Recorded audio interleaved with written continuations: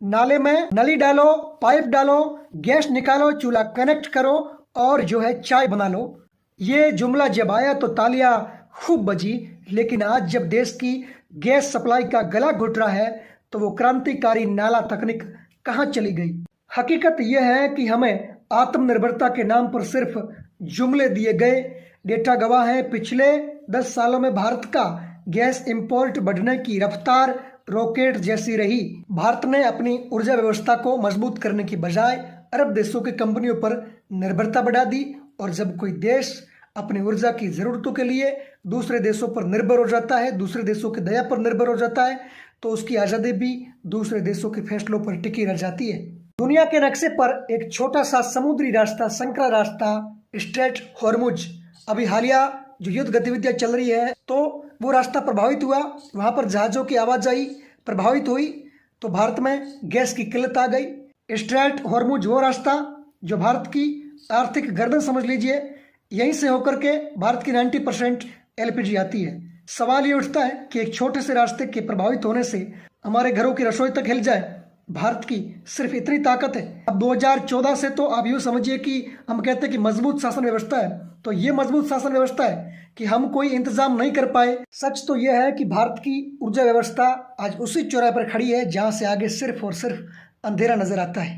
लोग कह रहे हैं कि संकट आ गया है, लेकिन मैं कह रहा हूँ कि संकट नहीं, ये जानबूझकर न्योता देकर बुलाया गया संकट है। हमारी सरकार कहती है कि हम तीसरी सबसे बड़ी इकोनॉमी बनने वाले हैं, लेकिन कैसे इकोनॉमी जो एक समुद्री रास्ते के बंद होने से कांपने लगती है। चीन और अमेरिका जैसे देशों ने सालों पहले स्ट्रेटेजिक गैस रिजर्व बना लिए थे और उनके पास वर्षों का स्टॉक रहता है, और हमने क्या किया, हमने बस चुनावी रैलियों में सस्ते सिलेंडर देने के नाम पर वोट बटोरे, लेकिन उस सिलेंडर में भरने के लिए गैस कहां से आएगी, इस और कोई पक्के इंतजाम नहीं किए। आज जब गैस की सप्लाई रुकती है तो डॉलर के मुकाबले रुपया गिरने लगता है।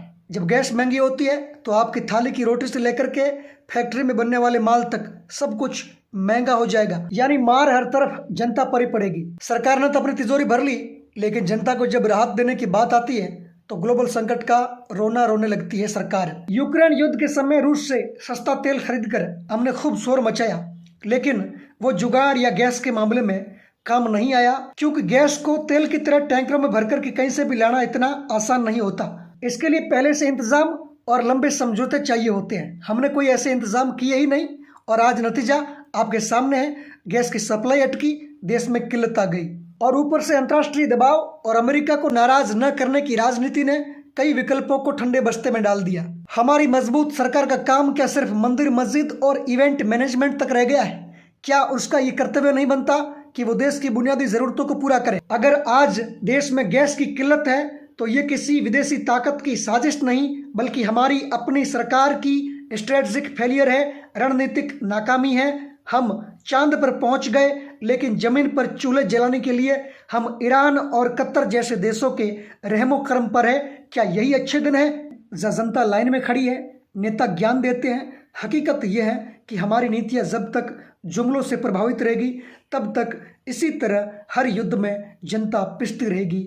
आज का भारत आत्मनिर्भर नहीं बल्कि अति निर्भर है। जाग जाइए, हमारे लिए चेतावनी है ये संकट कि जुमलों के गैस से चाय तो बन सकती है बनने को, लेकिन देश की इकोनॉमी नहीं चल सकती। आपको क्या लगता है, क्या ये संकट सरकार की लापरवाही का नतीजा है, या ये सच में हमारे भारत की किस्मत ही खराब है? कमेंट में अपनी बेबाक राय जरूर दें।